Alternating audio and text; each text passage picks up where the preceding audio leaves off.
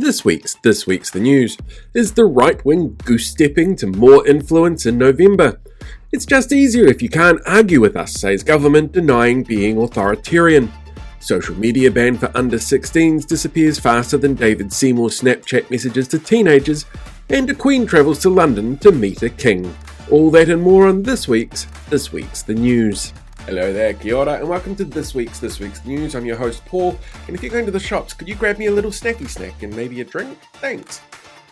This week, a number of opinion polls have been released showing some fascinating trends, because that's what polls are good for. That and making News Talk ZB listeners wet themselves in excitement or fear, depending on which poll they're told about. I'm just kidding, they're not told about the polls that make them scared. Polls undertaken by reputable, regulated polling companies Roy Morgan and Talbot Mills both show the National Party support in the 20s, with the Roy Morgan poll showing the lowest level of support the party has had in their polls since 2021. And while this happens, national voters seem to be drifting to the party that told people there's kitty litter in classrooms for furry students last year in an often debunked culture war claim. New Zealand First. Said a spokesperson for New Zealand First, remember when common sense meant balancing the checkbook and respecting your neighbours? Well, now our version of that includes feeding trolls online, harassing MPs to the point they receive death threats, and policing what's in your pants when you use a public bathroom. So of course, we're the logical home for disillusioned national voters. There was also a Curia poll released as well this week.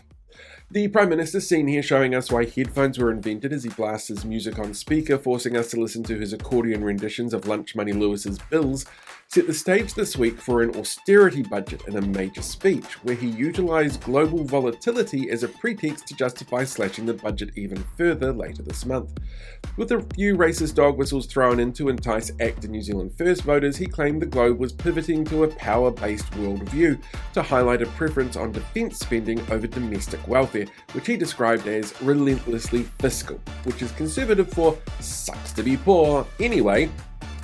Broadcasting Minister Paul Goldsmith, seen here checking for his brain, has had words with David Seymour about recent comments about state broadcasters Radio New Zealand and Television New Zealand, in a step that goes further than the Prime Minister's bootlicking when the Deputy Prime Minister was seen to openly threaten the broadcasters, which is a breach of the Cabinet Manual. But Goldsmith was careful to not rebuke too hard, because making his boss look like a cuck is poor form. When asked for details, Goldsmith wouldn't give specifics, saying it's not his job to pull the leader of another party into line. So I reiterated that those comments, even though they were clearly what we're all thinking, shouldn't be said out loud in public next to a microphone of our favourite broadcaster until our second term. New legislative changes aim to strip citizens of their right to sue major polluters, which essentially grants a license to pollute and an insulation for wealthy agricultural and industrial sector players from legal accountability for their impacts on climate change. Said Climate Change Minister Simon Watts, seen here pointing out where he thinks an oil spill will really catch the light for the best views. We welcome this legal certainty. It makes it much easier to sell off our drinking water and fill our land with toxic waste if we don't have to worry about the courts having any jurisdiction on behalf of the people. Just in time for record cold temperatures expected in Auckland this week, the Coalition has introduced its Move On order legislation to the House that would punish homeless people for being seen as homeless and people in public places. Said Justice Minister Paul Goldsmith, seen here when he found out the Prime Minister had made another cringe-inducing TikTok, these laws are needed to maintain street-level order and hide the fact that we clearly made this issue worse by rushing evictions of emergency housing with no processes in place to help those who need it, because we also gutted funding to those help places. Wahine Māori in politics this week took part in an ongoing process with the Waitangi Tribunal to track the attacks on their mana by sharing their experiences with unhinged, unwell men who disproportionately target Wahine Māori in politics with sustained, vile threat. Public figures like Tori Whānau and Tamitha Hall recounted horror stories that show the level of abuse they receive and the fear that this instills in emotional testimonies that back up data from New Zealand's intelligence services, which highlights the biggest risk to public safety and most concerning factor they have that could lead to another terrorist attack is white identity extremism. The testimony also backs up data from 2024, which showed 27% of all MPs received death threats, with Wahine Māori being disproportionately a larger number of those receiving them.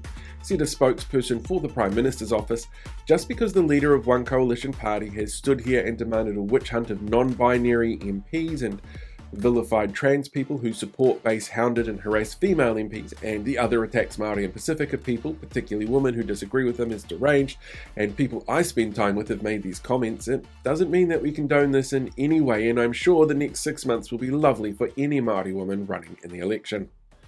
Changes this week to the Hazardous Substances and New Organisms Act will allow for the rapid introduction of hazardous substances and genetically modified organisms, which, according to experts, ignores the precautionary principle of the original law and risks the long-term health of our soil and ecosystems for short-term corporate gain, said the MP in charge of the changes, Nicola Grigg, seen here being the Minister for Women while voting to repeal pay equity that disproportionately impacts women.